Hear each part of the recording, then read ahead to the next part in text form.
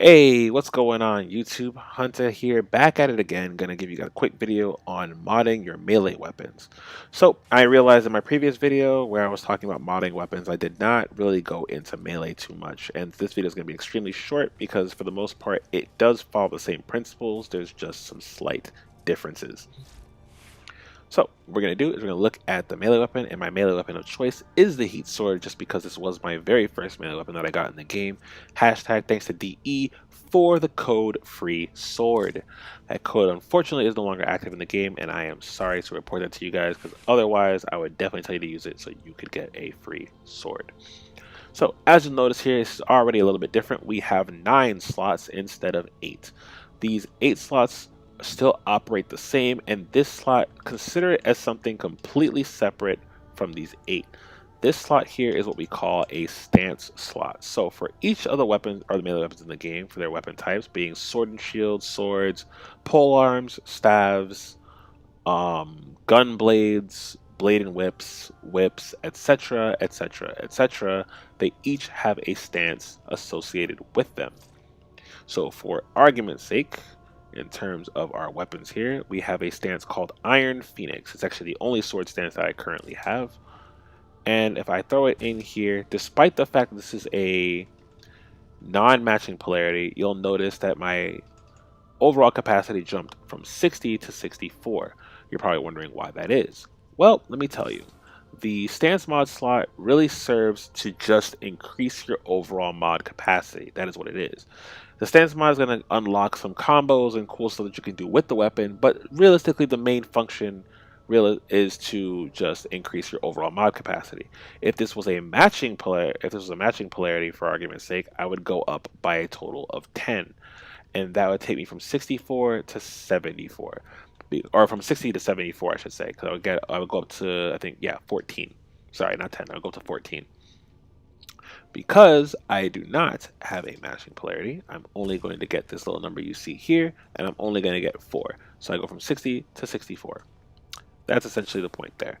That is realistically what that is for. That is how we make solid use of it. Actually, hold on, let me see. Am I telling that right? Let me see. I feel like it might be something else. Let me go to my legion for argument's sake. Once again, I think I have a matching polarity here. Yes, I do. And I cap out at 70. So yeah, for melee weapons, it's gonna go out to 10. Your max will be 10. You'll get an additional 10 capacity. So it'll go from 60 to 70. It's on Warframes when you use aura mods that it will go up by 14. But that is a conversation for another time. Well then, going back over here to what we were looking at. That's our Lex Prime. We don't worry about that. Oh yeah, we're gonna come over here to melee. So like I said before, you will be greeted with a stance slot and your 8 mods respectively. So let's say you put Iron Phoenix up here. We gain an extra 4, which is a 64, which allows us 64 capacity to go ahead and do this. And like I said before, guys, if you're only at 30 out of 30, you definitely want to come here and install a blue potato. Now, with these mod slots, how do you build a melee weapon? If you are just starting out, realistically, this is kind of a little bit simpler than your guns, right? Because you only really need 2 major mods, and they're going to exist on pretty much all of your builds. So if I were to type in damage for a second, I was actually spelling out the mod, so I'm going to type in damage. What you guys are going to grab is a mod called Pressure Point. Pressure Point is the standard damage mod for melees. This I did mention in the video, but we're just going to talk about it. You get 120% additional melee damage at max, but we're going to go ahead and use the 20% just for argument's sake to make it look like we just started out. So you're going to go ahead and use Pressure Point, and this is going to go ahead and increase your damage, right? Which everybody likes. Everybody likes flat damage. Like I said before, flat damage is always the way to go. You will never hear me tell you to not go for flat damage. In addition to that, you want to up your DPS, right? So you have your flat damage mod here, and realistically, you want to up your DPS a little bit. The only other thing out here that's going to be pretty much standard is elementals. So for argument's sake, let's go and pick 2 elementals that would make sense. Let's use heat, which will be Molten Impact, and then we'll use electricity, which will be shocking touch. Because once again, as much as I would like to throw Fever Strike on here, I want this to be realistic, and Fever Strike is not super common early on. But you have Molten Impact and you have Shocking Touch. These you will run into a lot. So this here right now, we are running around with radiation damage on our Heat Sword. What is fortunate for us is that the Heat Sword, for argument's sake, came with a base status of heat. So this is going to pull into our radiation and make our radiation be a higher number. Just really quickly to put that into perspective, for anything, whether it's a gun or a weapon that comes with a base elemental stat like the Heat Sword does for its heat, consider that outside of here. It'll be right here. Just imagine a 9th slot down here, and that's basically what it would be. It'll always be tagged on at the end. It'll be the last forethought of anything. So if I wanted to, I could build corrosive on this right now, and it would be corrosive, and then you would see heat, just for argument's sake. And just to kind of paint that or illustrate that properly, let's go ahead and throw this up here, and you'll see I have corrosive. And oh wait, am I talking nonsense? I could be talking crazy. Matter of fact, I am indeed talking crazy. My Heat Sword does not have heat. Oh, mega lamau. Yeah, it actually doesn't. Okay. Well, never mind then. Don't worry about that. Like I said, but still though, on another weapon that would have it, it's the point still pretty much applies.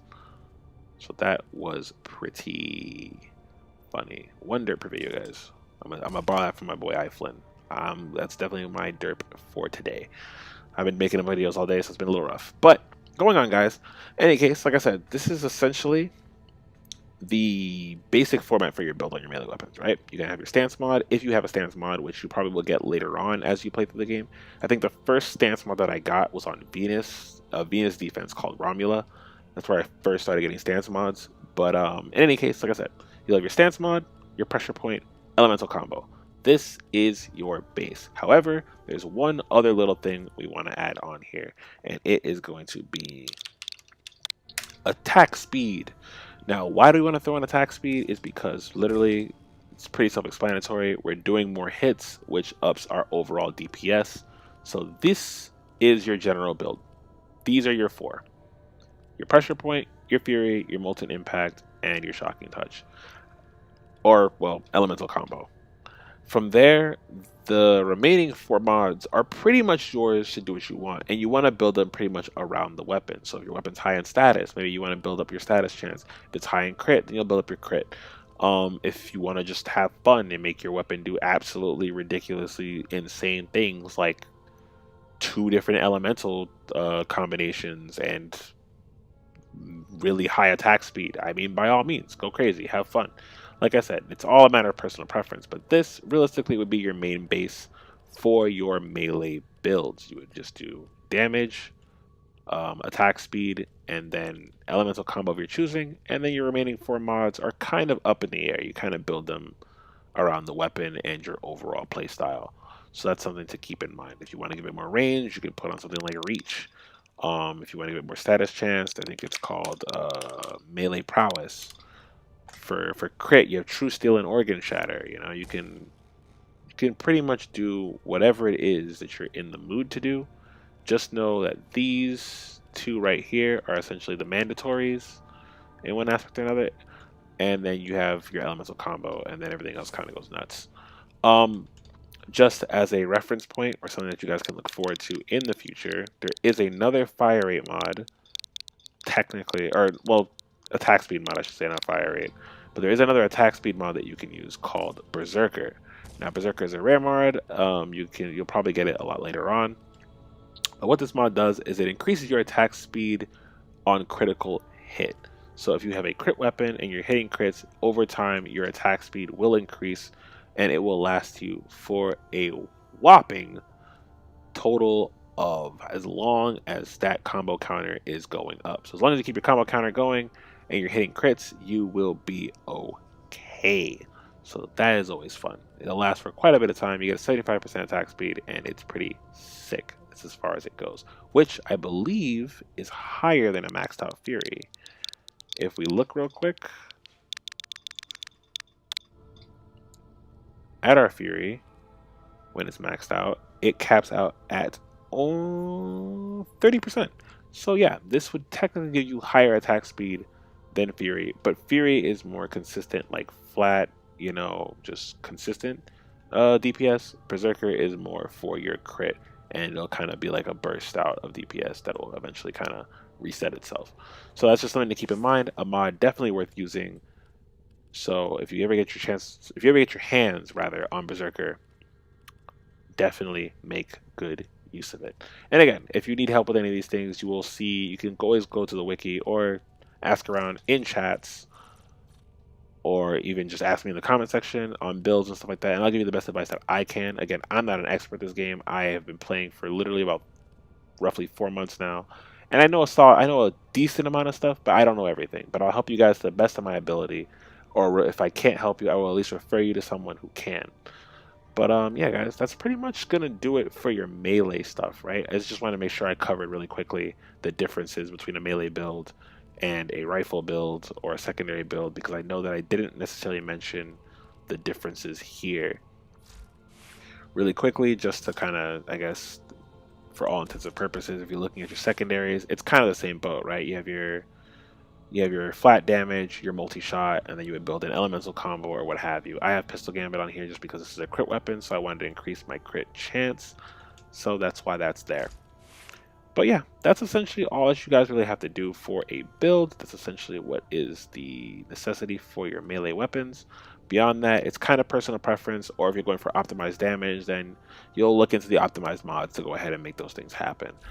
But yeah, guys, once again, that's going to do it for this video. I just wanted to keep this one really quick and simple. Make sure everybody kind of got that little bit of information in there, just because I knew I didn't cover it in my previous modding video. As always, guys, like the video if you enjoyed it. Please subscribe and comment down below talking about anime, video games, anything that you guys personally enjoy. I love to hear about it, and I will definitely conversate with you as best to my ability. If you have any questions, as always, you can also leave those down in the comments below. And if I forgot to say anything, again, anybody who's watching this video, guys, please comment those things down below and help people out so that way they can see it. I will give it a thumbs up, and I'll make sure it reaches up there so that people can see it, because like I said, I'm human.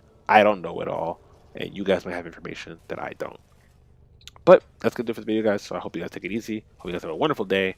And what emote should we use to say goodbye? And we'll just wave. See you guys.